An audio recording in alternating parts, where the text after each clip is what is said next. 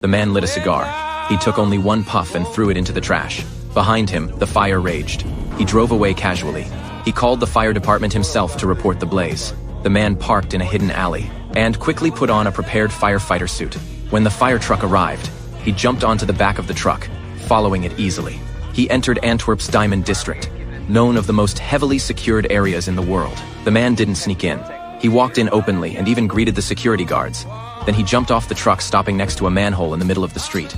This was his target location. He quickly went into the sewer and used a laser to draw a circle on the ceiling. He dug a hole in the concrete floor.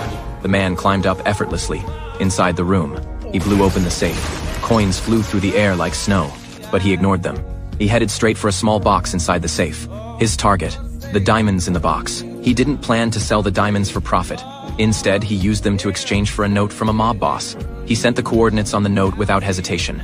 Moments later, the mob headquarters at those coordinates exploded. The man was a CIA agent. This was his last mission before retirement. The plan had gone smoothly. All that was left was to eliminate the mob boss. But an accident occurred. The mob boss sensed something was wrong. Who are you really? The man was restrained by the mob, and a pill was taken from his pocket. When asked, the man didn't hide. He revealed the mission: get the coordinates and wipe them all out. Now that the mission had failed, the man had no choice but to take the pill and end his life. The mob boss signaled, watching the man swallow the pill, even pouring wine to help the process. The mob boss raised his glass in satisfaction. They waited, but the man showed no sign of poisoning. Before the mob boss could react, the man sprayed poison from his own glass, then grabbed a gun nearby, firing at the approaching enemies. Finally, he picked up a knife from the table, eliminating the enemies beside him.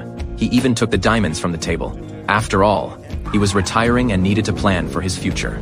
The man returned home and saw his long-missed beloved daughter, but she was about to leave for a business trip to Colombia. Though reluctant to part so soon, he expressed his pride in her.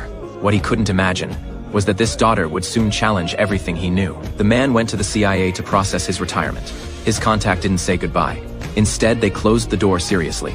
Paul had raised huge funds for his father's arms company and developed extremely lethal weapons. Headquarters needed someone Paul trusted to get close, rescue an undercover agent, and retrieve the highly dangerous weapon. The man, as Paul's uncle who had cared for and supported him, was the perfect choice for this mission. As expected, Paul had no suspicion toward his beloved uncle. He welcomed him warmly, showing off the arms empire he had built. Paul parked in front of a mercenary camp. There was an arena where soldiers challenged each other. A woman with a cigarette appeared before them. Seeing her face, the man's eyes went wide. Holy shit. Holy shit. It was his daughter, the same perfect daughter who never smoked, drank, or cursed.